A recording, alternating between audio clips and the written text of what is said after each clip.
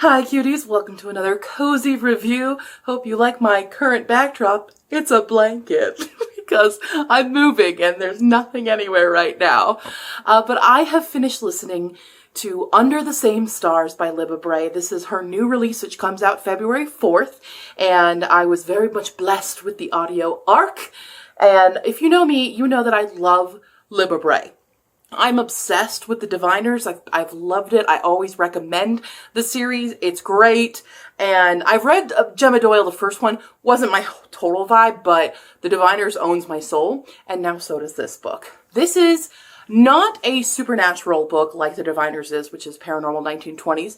This is a true historical fiction, but through the lens of 3 different timelines. And at the beginning, you're kind of wondering, what's going on here? How are these connected? So we have a timeline in 1939 Germany. We have a timeline in 1980s Berlin with the West and East Berlin Wall situation. And then we have New York COVID 2020. And you're kind of wondering how these are connected, but they do in fact connect. And once I started realizing how they were connected, I was like, oh, okay, here we go. So in our first POV, we have Sophie, who is a young teenage girl in Germany, in a fictional town in Germany. Libba Bray does have notes at the end, historical notes about some of the stuff. So she did make up this town, but the events around it were things that definitely happened. And we have this young girl who has her best friend, and they go to the bridegroom tree, or the bridegroom oak, which is a matchmaking tree. You basically put letters in and wait for someone to reply to you. And it's, you know, a very well-known fable in the world, and or at least in Germany, which many a match has been made. And so the girls write letters, but find out that there are boys in town that are bullying them. And one of the 2 best friends, one of them is growing up much faster than the other, so there's tension there. And obviously we're on the beginning of World War II, and this separates the friends. One of them does come back, and well, one stays, one goes, then comes back, and things have changed for her, for the relationships with the people in town, and they become involved in somewhat of a resistance against the Nazi Party.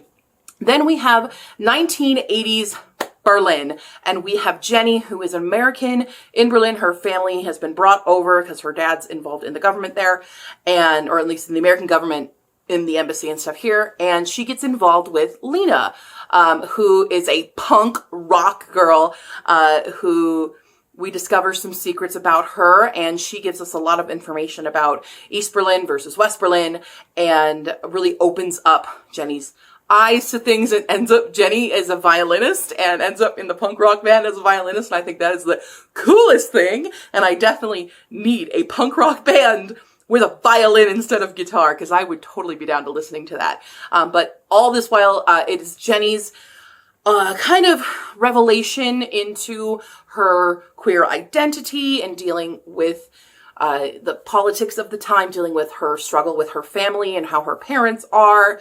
So I thought that was a really great timeline, but you're like, well, how is this involved? And she is meeting with this older woman in the apartments that she's in, who tells her a piece of these folk tales bit by bit, and a little bit about the story of Sophie and Hannah, who are the girls in the 1930s.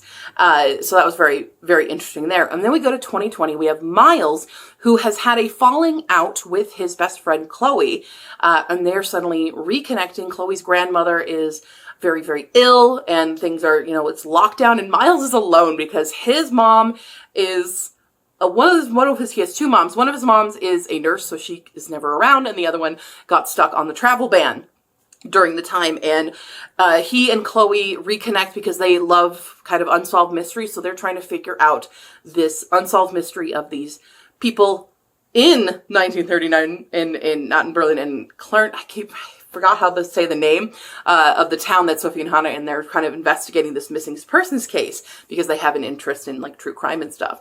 And it all kind of unravels together into the connecting woven stories. And it's just so beautifully written.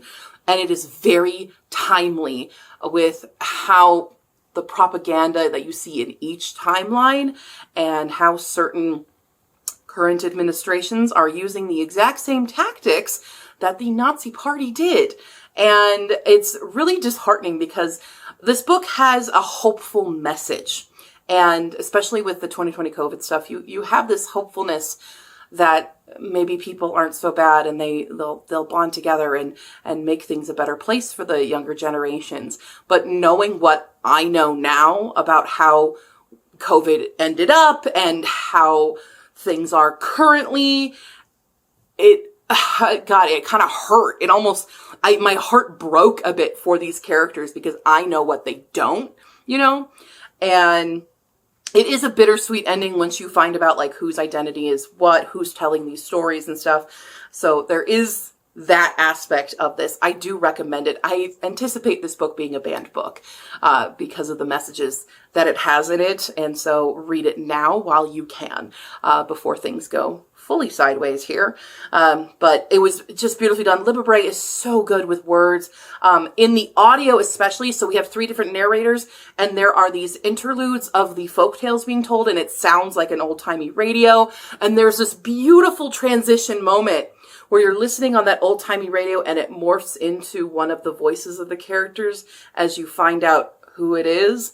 And it's just, it is gorgeously done. It is so beautifully done. Highly, highly recommend reading this book.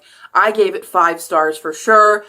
Get it now. It's good. It is heavy though. Like it will, again, like I have a broken heart because of this book right now, because of what I know in the world today. And I want to hold on to the hope that these characters have, but it's really hard to do that. So maybe read this book and it will give you that sense of hope and maybe awaken something in you that I know it feels hopeless right now, and that what can you do? But there are always things that can be done. And so it's given me a little bit of the strength to at least do a little of something to help, in these times, especially when, certain laws being enacted are affecting my actual friends, and I want to do something for them, and I want to be there, and I don't want to be silently complicit, so keep up the good fight, but that is Under the Same Stars by Libba Bray. Highly, highly recommend picking up this book,